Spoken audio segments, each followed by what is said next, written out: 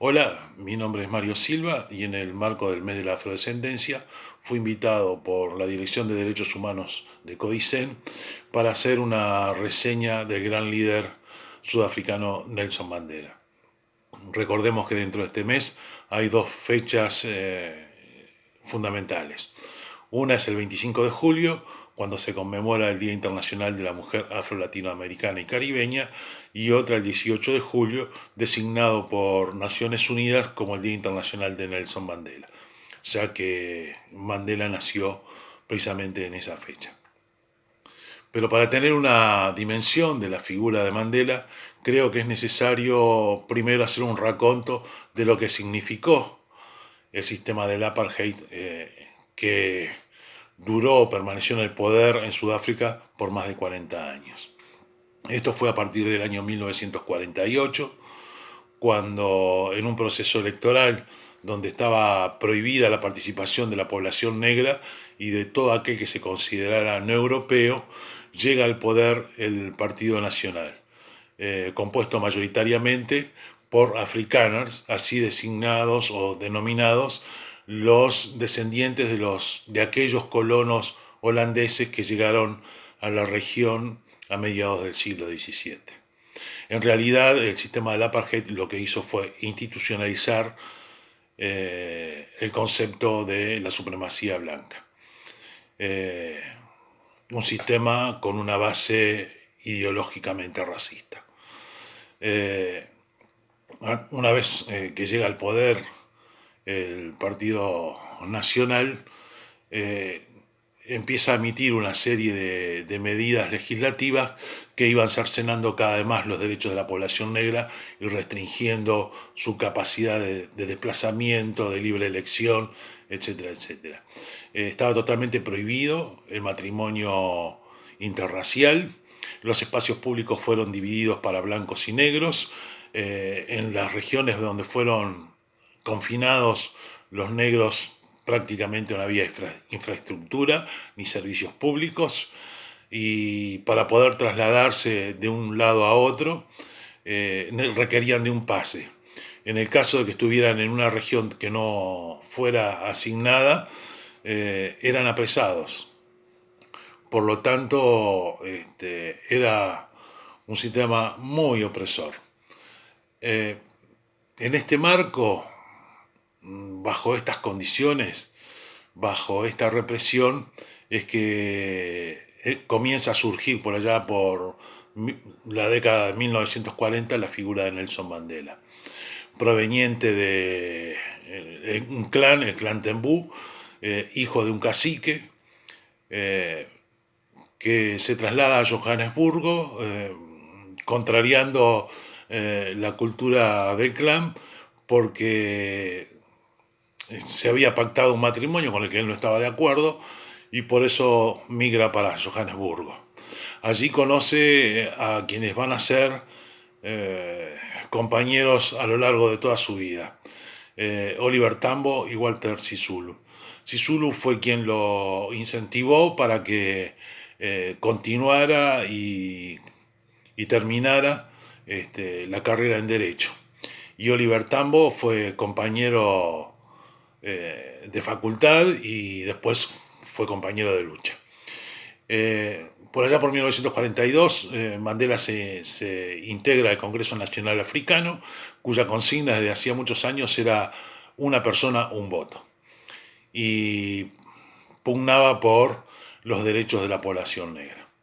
Dentro de ese contexto, y una vez ingresado en las líneas del Congreso Nacional Africano, en forma temprana se pudo vislumbrar la capacidad de liderazgo e iniciativa que tenía Nelson Mandela.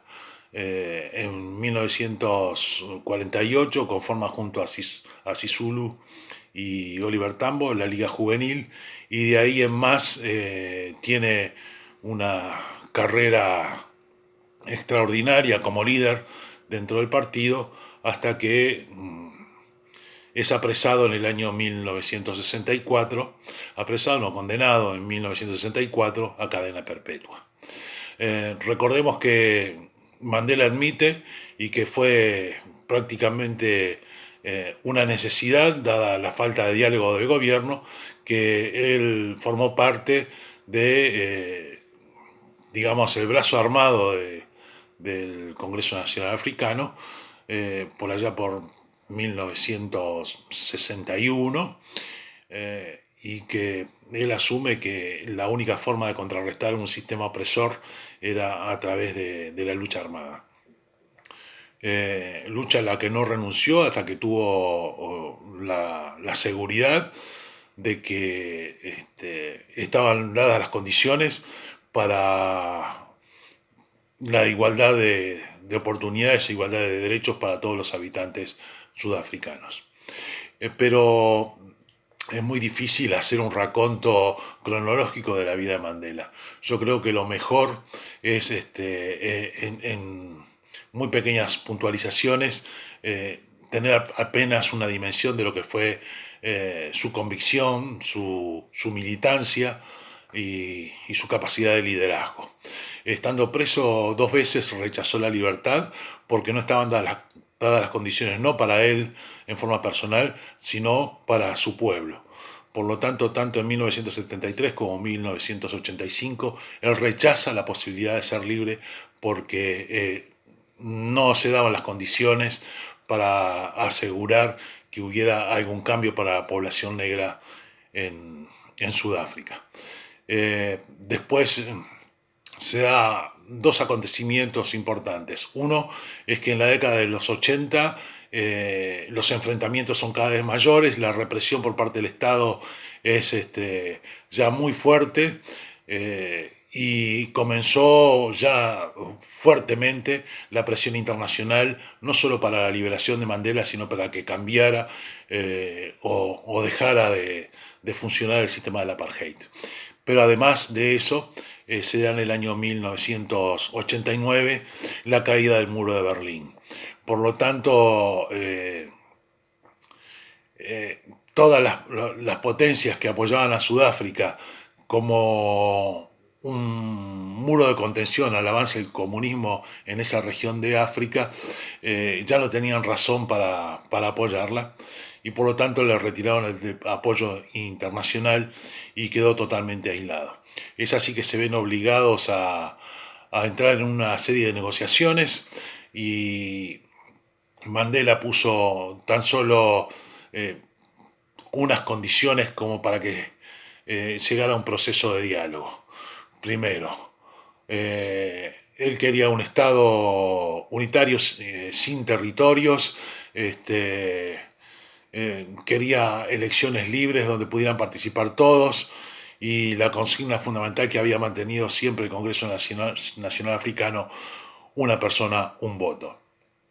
Pero para tener una dimensión de la figura creo que lo mejor es una semblanza que hizo por 1964 Oliver Tambo con respecto a su figura. Como hombre, Nelson es apasionado, emotivo, sensible y llega fácilmente a la amargura y a la respuesta ante las injurias y el abuso del poder. Tiene un aspecto natural de autoridad, no necesita ayuda para magnetizar una multitud, da órdenes con excelente y hermoso porte. Confía en los jóvenes y tiene la confianza de ellos, porque su impaciencia refleja la suya propia. Es abnegado e intrépido. Es el líder de masas nato. Así lo definía en 1966 Oliver Tambo.